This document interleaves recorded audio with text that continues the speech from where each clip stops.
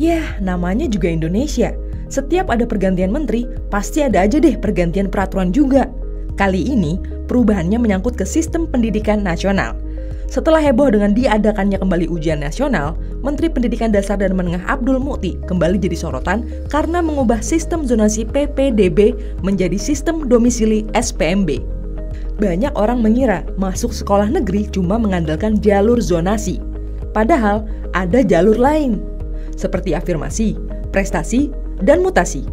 Nah, dengan nama baru SPMB atau Sistem Penerimaan Murid Baru, pemerintah ingin menghapus anggapan kalau masuk sekolah cuma berdasarkan jarak antara rumah ke sekolah. Ini yang kenapa kami ganti nama itu karena selama ini muncul pemahaman yang kurang tepat karena dianggap penerimaan itu hanya zonasi. Jadi kami sampaikan bahwa jalur penerimaan murid baru itu ada 4. Yang pertama adalah domisili atau tempat tinggal murid. Kemudian yang kedua itu jalur prestasi. Yang ketiga jalur afirmasi. Yang keempat jalur mutasi. Highlight dari bergantinya sistem PPDB ke SPMB adalah perubahan nama zonasi menjadi domisili. Sebelumnya, sistem zonasi pakai batas wilayah administratif. Jadi kadang ada kasus siswa yang rumahnya dekat sekolah, tapi malah nggak bisa masuk karena batas administratif. Ada juga nih kasus manipulasi alamat biar anaknya bisa masuk sekolah favorit. Nah, dengan sistem domisili yang benar-benar melihat jarak asli dari sekolah terdekat dengan rumah siswa, diharapkan kasus kayak gini bisa berkurang. Sesuai pasal 17 dalam draft peraturan Mendikdasmen, calon murid yang ingin mendaftar lewat jalur domisili wajib memiliki kartu keluarga yang sudah diterbitkan setidaknya 1 tahun sebelum pendaftaran SPMB.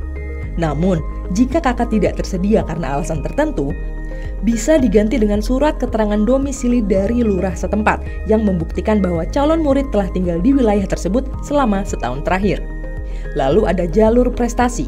Seperti di sistem PPDB, di sini persyaratan penerimaan murid baru tetap berdasarkan pada prestasi akademik dan non-akademik. Namun, Abdul Mukti mengatakan akan menambahkan faktor penilaian kepemimpinan pada sisi non-akademik. Menurutnya, siswa yang aktif berpartisipasi dalam kegiatan sekolah seperti OSIS dan Pramuka bisa menggunakan jalur prestasi untuk mendaftar ke jenjang pendidikan selanjutnya. Lalu ada jalur afirmasi. Jalur ini diperuntukkan bagi siswa dari keluarga ekonomi lemah dan siswa disabilitas.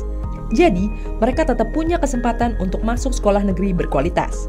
Tujuan utama jalur ini adalah memberikan kesempatan yang lebih adil buat mereka yang kurang beruntung secara ekonomi, supaya tetap bisa dapat pendidikan yang layak. Yang terakhir ada jalur mutasi. Jalur ini diperuntukkan bagi siswa yang orang tuanya dipindah tugas kerja ke daerah lain. Anak guru juga bisa pakai jalur ini buat daftar ke sekolah tempat orang tuanya mengajar. Pemerintah ingin memastikan siswa yang harus dipindah domisili tetap bisa sekolah dengan lancar tanpa terganggu karena pekerjaan orang tua. Selain itu, SPMB juga mencakup perubahan kuota penerimaan siswa. Untuk tingkat sekolah dasar tidak ada perubahan kuota, yaitu tetap 70%. Sementara untuk tingkatan SMP dari kuota semula 50% menjadi 40%, dan untuk tingkatan SMA dari kuota 50% menjadi 30%. Abdul Mukti berharap SPMB bisa menjadi inovasi keterbukaan informasi di dunia pendidikan Indonesia. Transparansi menyangkut data dan daya tampung sekolah-sekolah negeri. Dari sekolah negeri A misalnya itu bisa menerima berapa murid, daya tampungnya berapa.